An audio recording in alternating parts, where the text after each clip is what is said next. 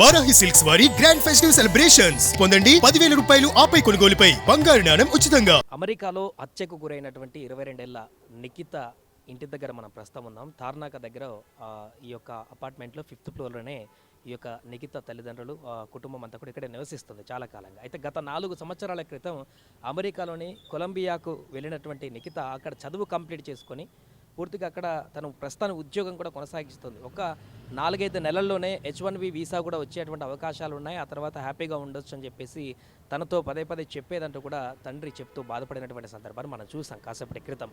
అయితే ప్రస్తుతం నిఖిత అత్యంత దారుణమైనటువంటి మర్డర్కి సంబంధించి ఒక అప్డేట్ కూడా తెలుస్తుంది.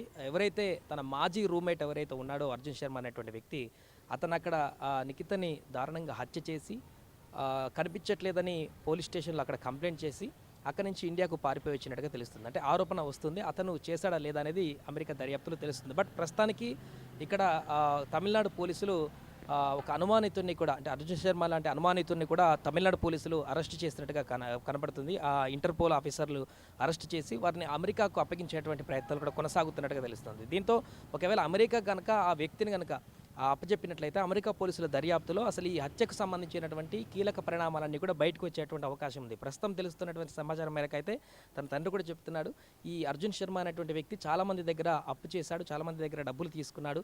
ఆ డబ్బులు అడిగినటువంటి క్రమంలోనే తన బిడ్డను ఏ కారణం లేకుండా ఇంత దారుణంగా హత్య చేసి ఉండవచ్చు అనేటువంటి ఒక అభిప్రాయాన్ని కూడా వ్యక్తం చేస్తున్నారు. ఏదేమైనా కూడా ప్రస్తుతానికైతే నా కూతురు బాడీని ఇక్కడికి తీసుకురావండి అంటూ తను కన్నీటి పర్యంతం అవుతున్నటువంటి పరిస్థితి కూడా మనం చూసాం.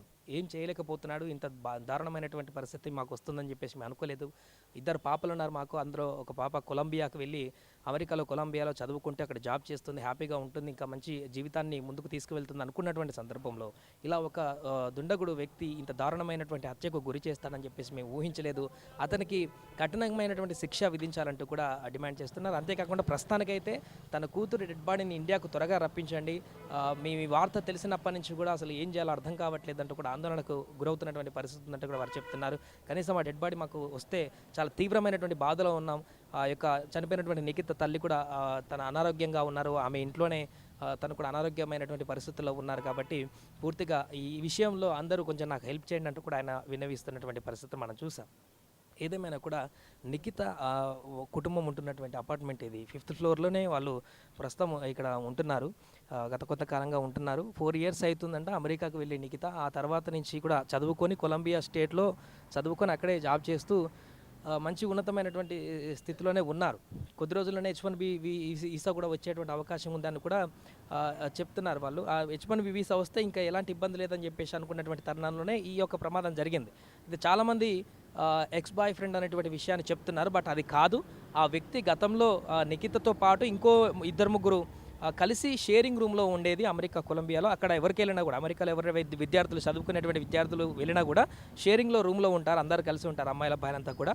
అలా ఆ ప్రాసెస్లో వాళ్ళు ఎక్స్ రూమ్మేట్ తప్ప ఆ అబ్బాయితో ఇంకెలాంటి సంబంధాలు లేవు నిఖిత కంటూ కూడా వారు చెప్తున్నారు. అలాంటి వార్తను కూడా పోర్ట్రేట్ చేయకండి అనే విషయాన్ని కూడా తన తండ్రి కన్నీటి పర్యంతం అవుతూ చెప్తున్నటువంటి పరిస్థితి అయితే ఇక్కడ మనకు కనిపిస్తుంది. ఏదేమైనా కూడా వారు తీవ్రమైనటువంటి బాధలో ఉన్నారు, వారు మాట్లాడినటువంటి పరిస్థితుల్లో ఉన్నారు. కాబట్టి వారు ఇంతకుముందు కాసేపు మాట్లాడారు, మళ్ళీ ఇంకా మాట్లాడలేనటువంటి స్థితిలో ఉన్నారు. కాబట్టి అంటే ప్రస్తుతానికి ఇప్పుడు కేంద్ర మంత్రుల దగ్గర కానీ ఇక్కడ ఉన్నటువంటి రాజకీయ నేతల దగ్గర కానీ వెళ్ళి తన పాపని ఇక్కడికి ఆ డెడ్ బాడీని తీసుకురావడానికి ప్రయత్నాలు కొనసాగిస్తున్నారు. కాబట్టి ఆ బిజీలో ఉన్నారు. కాబట్టి వారి ప్రయత్నాలు వాళ్ళు కొనసాగిస్తున్నారు. కాబట్టి ఇంకా ఎవరితో మాట్లాడేటువంటి పరిస్థితుల్లో కూడా వారు లేరు.